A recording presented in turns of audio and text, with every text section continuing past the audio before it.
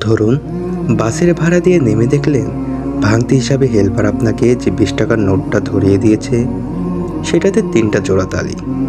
আপনাকে নিতান্তই অসাবধান এবং সরল পেয়ে বেচারা হাসতে হাসতেই তার চালাতে না পারা নোটখানা ধরিয়ে দিয়ে হাওয়া হয়ে গেছে। বাস থেকে নেমে আপনি রিকশায় উঠলেন। রিকশা ভাড়া 40 টাকা।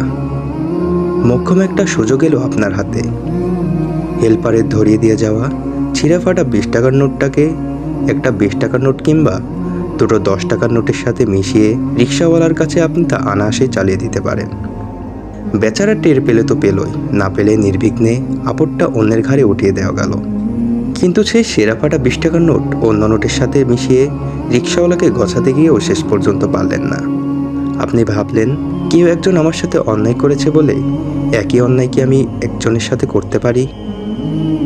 এমনও তো হতে পারে এ ছেঁড়া নোট রিকশাওয়ালাটা কোথাও চালাতে পারল না। এই নোট চলবে না বলে তাকে দোকানদার চাল না দিতে পারে, ওষুধের দোকানদার ওষুধ না দিতে পারে, এমনকি নিজের মেয়ের জন্য একটা খেলনা কিনতে গেলেও এই নোটের কারণে তাকে ফেরত আসতে হতে পারে। মানিব্যাগ থেকে নোটটা বের করতে গিয়েও শেষ পর্যন্ত বের করা হলো না আপনার। রিকশাওয়ালাকে চকচকে দুটো 20 টাকার নোট দিয়ে ছেঁড়া নোটটাকে মানিব্যাগের অবহেলিত কোণটাই গুজে রাখলেন। এই যে শেষ মুহূর্তের এই বোধ, এটাই হলো তাকওয়া। এই কাজটার সাক্ষী কেবল আপনি আর আল্লাহ সুবহানাহু ওয়া তাআলা। দুনিয়ার আর কেউ এই ব্যাপার জানে না। না আপনাকে ধোঁকা দিয়ে যাওয়া সেই পাশের হেল্পার, না ধোঁকায় ফেলতে গিয়েও ফেলতে না পারা সেই রিকশাওয়ালা, কেউই না। হতে পারে কেবল এমন একটা অতি ক্ষুদ্র কাজের জন্য আখিরাতে আপনি জান্নাতে পৌঁছে যাবেন।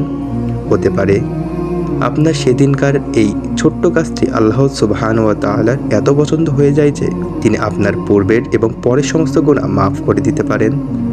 তাই কখনো কোনো ছোট কাজকে তুচ্ছ জ্ঞান করে এড়িয়ে যাবেন না।